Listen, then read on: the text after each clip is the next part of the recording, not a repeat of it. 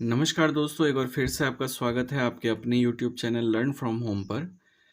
Bihar SSC के previous year श्रृंखला की दोस्तों यह 13वीं क्लास है और इसमें हम लोग डिस्कस करने वाले हैं बिहार एसएससी के द्वारा प्रथम इंटर स्तरीय संयुक्त पीटी की परीक्षा जो कराई गई थी 2017 में और बाद में पेपर लीक या अन्य मामलों के कारण इसे निरस्त कर दिया गया था। इसके सारे प्रश्नों को आज हम लोग इस क्लास में डिस्कस करने वाले हैं। अगर आप दोस्तों चैनल पर पहली बार आए हैं और हमारी वीडियो को पहली बार देख रहे हैं तो आपको यह सूचना दे दूं कि बीएसएससी के पीवाईक्यू के नाम से बीएसएससी पीवाईक्यू के नाम से आपके लिए एक प्लेलिस्ट बना दी गई है और इसमें दोस्तों बिहार एसएससी के द्वारा 2005 से अब तक जितनी भी परीक्षा कराई गई है इन सभी को मैंने एग्जाम बाय एग्जाम आपको डिस्कस करा दिया है। तो दोस्तों आप उसको भी एक बार देखें और लाभान्वित हों। आपके आगे की तैयारी के लिए वो काफ़ी हेल्पफुल रहने वाला है। चलिए आज की क्लास को आरंभ करते हैं। पहला प्रश्न है, चंपारण सत्याग्रह का आरंभ कब हुआ? तो दोस्तों चंपारण सत्याग्रह का आरंभ 1917 ईस्वी में हुआ था। अंग्रेजों के भारत में राज्यकाल में आखिर से एक पूर्व वायसराय कौन था? तो आखिर से एक पूर्व वायसराय जो था ये लॉर्ड वेवेल था। इसको ध्यान में रखिएगा। अभिज्ञान शकुंतलम का प्रथम अंग्रेजी अनुवाद किसने किया था? तो अभिज्ञान शकुंतलम का पहला अंग्रेजी में अनुवाद करने वाले थे जवाहरलाल नेहरू। अगला प्रश्न है, अंग्रेजों ने बहादुर शाह द्वितीय को देश से निकाल करके कहाँ भेज दिया था? तो अंग्रेजों ने बहादुर शाह द्वितीय को देश से निकाल करके रंगून में भेज दिया था। गुरु नानक का जन्म कहाँ हुआ था? तो दोस्तों गुरु नानक का जन्म हुआ था तलवंडी में। गोवा से पूर्व पुर्तगालियों की भारत में कौन सी राजधानी थी? गोवा से पहले पुर्तगालियों की राजधानी कोचीन थी। नेक्स्ट क्वेश्चन है, अकबर के दरबार में कितने रत्न थे? अकबर के दरबार में कुल 9 रत्न थे। किसने दाऊद को पटना हाजीपुर से खदेड़कर बाहर कर दिया था? तो ये अकबर ने किया था। दाऊद को पटना हाजीपुर से खदेड़कर बाहर कर दिया था अकबर ने। गुप्त वंश का अंतिम शासक कौन था? गुप्त वंश का अंतिम शासक था विष्णुगुप्त। बुद्ध से संबंधित अवसरों से जुड़े प्रतीकों में स्तूप किसका प्रतीक है? स्तूप जो है दोस्तों यह मृत्यु का प्रतीक है। इसको ध्यान में रखिएगा। बुद्ध से संबंधित जितने भी प्रतीक हैं उनका अलग अलग अर्थ निकलता है। इसको आप पूरी लिस्ट को कवर कर लें, ज़्यादा बेहतर रहेगा। जैसे कमल और सांड इनके जन्म का प्रतीक है और ये जो स्तूप है दोस्तों ये मृत्यु का प्रतीक है। नेक्स्ट क्वेश्चन है, नेशनल हेराल्ड समाचार पत्र किसने प्रारंभ किया था? तो नेशनल हेराल्ड समाचार पत्र का प्रारंभ जवाहरलाल नेहरू ने किया था। मेगास्थनीज चंद्रगुप्त मौर्य के कार्यकाल में कौन था? जो चंद्रगुप्त मौर्य के काल में मेगास्थनीज राजदूत था। गुरु गोविंद सिंह की शिक्षा कहाँ हुई और उन्होंने पार्शियन कहाँ पर सीखी थी? तो इन्होंने अंबाला में दोस्तों इनकी शिक्षा हुई थी और पर्शियन भी इन्होंने अंबाला में सीखा था। अमजद अली खान क्या बजाते थे? अमजद अली खान जो है दोस्तों ये सरोद वादक थे। सरोद बजाते थे अमजद अली खान। अबाकस की खोज किस दौरान हुई थी? तो ये शांग सभ्यता काल में अबाकस की खोज हुई थी। अबाकस एक यंत्र है दोस्तों, गणना करने के काम आता है। 18वीं शताब्दी में किस देश ने जर्मनी पर शासन किया था? तो ये फ्रांस था जिसने कि 18वीं शताब्दी में जर्मनी पर शासन किया था। अगला प्रश्न है, भारत की लोकसभा और राज्यसभा में कोरम के लिए कुल सदस्यों का कौन सा अंश आवश्यक है? तो कोरम के लिए दोस्तों 1/10 सदस्य का 1/10 सदस्य आवश्यक होता है। साप्ताहिक चार्ली हेब्डो साप्ताहिक चार्ली हेब्डो दोस्तों कहाँ से प्रकाशित किया जाता है? तो ये पेरिस से प्रकाशित किया जाता है। H1N1 किसके द्वारा होता है? H1N1 जो है जीवाणु के द्वारा होता है। अगला प्रश्न है, राजस्थान में कहाँ एक प्रसिद्ध साहित्यिक समारोह प्रति वर्ष आयोजित किया जाता है? तो राजस्थान में जयपुर में प्रति वर्ष जो है एक प्रसिद्ध साहित्यिक समारोह आयोजित किया जाता है। उत्तर प्रदेश का राजकीय फूल कौन सा है? तो उत्तर प्रदेश का राजकीय फूल है दोस्तों पलास। वाल्मीकि राष्ट्रीय उद्यान कहाँ पर है? तो ये है दोस्तों बिहार में वाल्मीकि राष्ट्रीय उद्यान। भारत में प्रथम ऊनी कपड़ों की मिल कहाँ खोली गई थी? तो ये खोली गई थी कानपुर में। प्राकृतिक रेशम की कितनी मुख्य किस्में हैं? तो प्राकृतिक रेशम की कुल 4 किस्में हैं दोस्तों, इसको ध्यान में रखिएगा। जलियांवाला बाग कहाँ पर है? तो जलियांवाला बाग अमृतसर में है दोस्तों। अगला प्रश्न है, तमिलनाडु में पाई जाने वाली मुख्य जनजाति कौन सी है? तो इरूला जनजाति जो है दोस्तों यह तमिलनाडु में पाई जाती है। जारवा जनजाति कहाँ पाई जाती है? तो ये अंडमान निकोबार की जनजाति है, अंडमान की। तो आपने अगर शुरू से फॉलो किया होगा दोस्तों तो देखते होंगे आप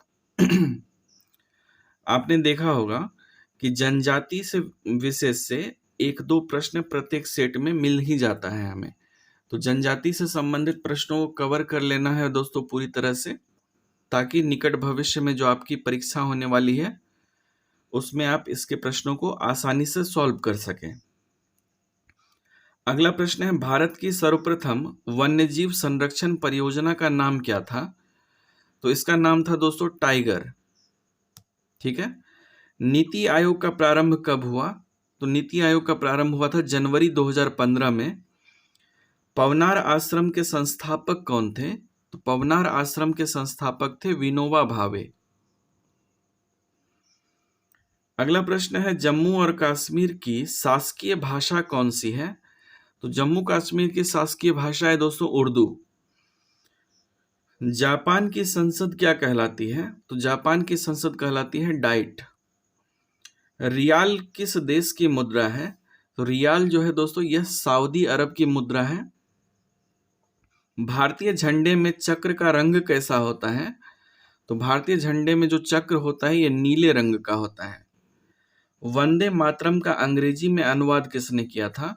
तो अरविंद घोष ने वंदे मातरम का अंग्रेजी में अनुवाद किया था। सत्यमेव जयते कहाँ से लिया गया है? तो सत्यमेव जयते लिया गया है दोस्तों मुंडको उपनिषद से। अगला प्रश्न है, किसका उपनाम द वाल है? तो द वाल कहलाते हैं राहुल द्रविड़। रेड क्रॉस का मुख्यालय कहाँ पर है? रेड क्रॉस का मुख्यालय है स्विट्जरलैंड में। आनंद मठ के लेखक कौन है? आनंद मठ के लेखक है Bankim Chandra Chatterjee. The audacity of hope किसने लिखी है? तो ये लिखी है दोस्तों बराक ओबामा ने। पुस्तक का नाम है द ऑडेसिटी ऑफ होप। समय के संदर्भ में प्रयुक्त संक्षिप्त रूप एडी का अर्थ क्या है? एडी का अर्थ होता है दोस्तों एनो डोमिनी। अगला प्रश्न है, शहीद दिवस कब मनाया जाता है? शहीद दिवस जो है यह 30 जनवरी को मनाया जाता है। शहीद दिवस जो है यह कब मनाया जाता है? तो यह 30 जनवरी को मनाया जाता है। अपने मोबाइल फोन तक पहुंच नहीं हो पाने अर्थात एक्सेस खोने का डर क्या कहलाता है? तो ये कहलाता है नोमोफोबिया। नोमोफोबिया जो है दोस्तों मोबाइल तक ना पहुंच पाने का डर है, ये फोबिया ध्यान में रखिएगा। सत्यजीत रे द्वारा निर्देशित प्रथम चलचित्र कौन सी थी? तो सत्यजीत रे के द्वारा जो निर्देशित प्रथम चलचित्र थी अर्थात फिल्म थी ये पाथेर पंचाली थी। भारत का सबसे बड़ा संग्रहालय कहाँ पर है? तो भारत का जो सबसे बड़ा संग्रहालय है दोस्तों कोलकाता में है। पंचतंत्र किसने लिखा था? पंचतंत्र विष्णु शर्मा ने लिखा था। कौन अपने आयुर्वेद के ज्ञान के लिए प्रसिद्ध था? तो ये था दोस्तों धन्वंतरी। धन्वंतरी जो है अपने आयुर्वेद के ज्ञान के लिए प्रसिद्ध था। आईपीएल क्रिकेट का प्रारंभ कब हुआ था? तो इसका प्रारंभ हुआ था दोस्तों 2008 ईस्वी में। ग्राज शहर कहाँ स्थित है? तो ग्राज शहर जो है ऑस्ट्रिया में स्थित है। अगला प्रश्न है, भारतीय मानक समय ग्रीनविच मध्य समय से कितना आगे है? तो ये 5.5 घंटे आगे है। नेक्स्ट क्वेश्चन है, दुनिया का सबसे आर्द्र स्थान कहाँ पर है? तो दुनिया का जो सबसे आर्द्र स्थान है यह एशिया में है। मानचित्र में समुद्र की समान गहराइयों को जोड़ने वाली रेखाओं को क्या कहते हैं? तो इसे कहा जाता है दोस्तों आइसोबाथ। आइसोबाथ जो है यह समान गहराइयों को जोड़ने वाली रेखा को कहा जाता है। नेक्स्ट क्वेश्चन है, बोरा क्या है? तो बोरा एक ठंडी शुष्क वायु है। बोरा को ध्यान में रखिएगा दोस्तों, बोरा जो है एक ठंडी शुष्क वायु है। इरावदी नदी किस में जाकर मिलती है? ये इरावदी नदी जो है बंगाल की खाड़ी में जाकर मिलती है। अगला प्रश्न है, नदी का उथला विस्तार जो पैदल या गाड़ी से पार किया जा सके क्या कहलाता है? तो इसे कहते हैं दोस्तों फियोर्ड।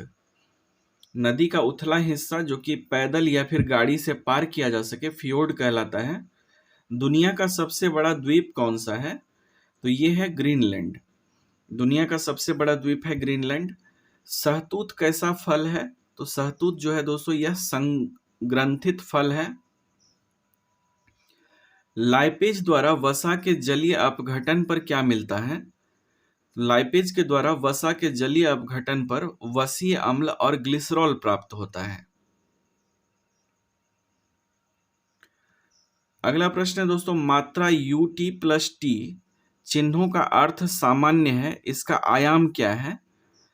तो इसका आयाम होता है दोस्तों LT। क्लासिकल भौतिकी के नियम किन कणों पर लागू होते हैं? तो ये लागू होते हैं दोस्तों 10⁻⁻8 मीटर तक के कणों पर। क्लासिकल भौतिकी के नियम जो है 10⁻⁻8 मीटर तक के कणों पर लागू होते हैं। बैगनी प्रकाश के लैम्डा परास Mn में कितना होता है? तो ये होता है दोस्तों 450 से लेकर के 500 Mn। एक रोगी के शरीर के अंदर देखने के लिए क्या उपयोगी है? तो ये उपयोगी होता है दोस्तों प्रकाशीय तंतु। अगला प्रश्न है, उत्तरी गोलार्ध में सबसे लंबी रात्रि कब होती है? तो उत्तरी गोलार्ध में सबसे लंबी रात्रि होती है 22 दिसंबर के दिन। जब प्रकाश दूसरे माध्यम के अंदर जाता है तो क्या होता है? तो जब प्रकाश दूसरे माध्यम के अंदर जाता है तब उसकी आवृत्ति में परिवर्तन नहीं आता है। अगला प्रश्न है, चक्रण क्वांटम संख्या के कितने मान संभव हैं? तो इसके जो है दोस्तों 2 मान संभव हैं। एक धातु के फॉस्फेट का सूत्र MHPO4 है। इसके क्लोराइड का सूत्र क्या होगा? इसके क्लोराइड का सूत्र होगा MCl2। किसमें sp संकलित कार्बन है? तो CH डबल बॉन्ड CH जो है दोस्तों इसमें sp संकलित कार्बन है। H बम अर्थात हाइड्रोजन बम जो है किस पर आधारित है? तो हाइड्रोजन बम आधारित होता है नाभिकीय संलयन पर। किसका ऑक्सीकरण अंक सदैव 1 होता है? तो ये होता है दोस्तों फ्लोरीन का। फ्लोरीन का जो ऑक्सीकरण अंक होता है सदैव 1 होता है। कार्बन डाइऑक्साइड के 1 मोल में कितने परमाणु होते हैं? तो कार्बन डाइऑक्साइड के 1 मोल में 6 × 10⁻23 कार्बन परमाणु होते हैं, इसको ध्यान में रखिएगा। C6H14 के कितने अचक्रीय श्रृंखला समावयव संभव हैं? तो C6H14 के दोस्तों 5 समावयवी जो है यह संभव हैं। भूख लगने पर कोई व्यक्ति सर्वप्रथम क्या उपयोग करता है? तो अगर भूख लगे तो सबसे पहले ग्लाइकोजन का उपयोग होता है। किसकी पोषण विधि हेलोफाइटिक है? तो ये है दोस्तों युगलीना की पोषण विधि, जो कि हेलोफाइटिक है। एक एस्ट्रॉय क्या स्रावित करता है? तो ये स्रावित करता है दोस्तों अग्न्याशय। एक एस्ट्रॉय स्रावित करता है अग्न्याशय। कौन श्वसन श्रृंखला का उपयोग कर पादप कोशिकाओं में ऊर्जा का उत्पादन करता है? तो ये करता है दोस्तों माइटोकॉन्ड्रिया। श्वसन श्रृंखला का उपयोग करके पादप कोशिकाओं में ऊर्जा का उत्पादन करता है। अगला प्रश्न है विषाणुओं में क्या होता है? तो विषाणुओं में दोस्तों आरएनए या डीएनए होता है। अगला प्रश्न है एक पायस में परिक्षिप्त कणों का आकार किस परास में होता है? तो ये होता है दोस्तों 10 एंगस्ट्रम से लेकर के 100 एंगस्ट्रम के बीच में। एक पायस में परिक्षिप्त कणों का आकार 10 एंगस्ट्रम से 100 एंगस्ट्रम के बीच होता है। तो ये थी दोस्तों हमारी आज की क्लास। मिलता हूं आप बहुत जल्द आपसे अगली क्लास में। वीडियो को लाइक शेयर सब्सक्राइब जरूर करें। और जब तक मैं मिलता हूं आपसे अगली क्लास में, तब तक के लिए अपना ख्याल रखें, अपनों का ख्याल रखें। जय हिंद।